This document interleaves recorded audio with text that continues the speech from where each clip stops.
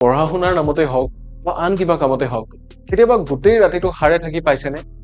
যদি গোটেই ৰাতি সাৰে থাকি পাইছে, ৰাতিপুৱাৰ আগৰ সময়খিনি দেখিছে, তেতিয়াহ'লে আপোনালোকে ভালকে গম পায় যে যিখিনি সময়ত ৰাতিপুৱা হ'বলৈ আৰম্ভ হয়, পোহৰ হ'বলৈ আৰম্ভ হয়, তাৰে ঠিক এঘণ্টামান আগৰ সময়খিনি আটাইতকৈ ভয় লগা, আটাইতকৈ জয়াল আৰু আটাইতকৈ অন্ধকাৰ হয়। আৰু এইটোকে লৈ যদি আমি আশা ভৰসা বাদ দি দিওঁ, আমাৰ জীৱনতো এনেকুৱা চিটুৱেশ্যন আহে।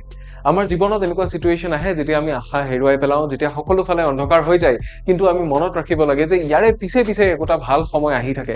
গতিকে সদায় অনবৰতে বেয়া সময় আহি থাকিব নোৱাৰে বা বেয়া দিন চলি থাকিব নোৱাৰে। আৰু এই কথাষাৰকে এক্সপ্ৰেছ কৰিছে এটা সুন্দৰ প্ৰভাৰ্বে। এই প্ৰভাৰ্বটো হ'ল the darkest hour is just before the Don.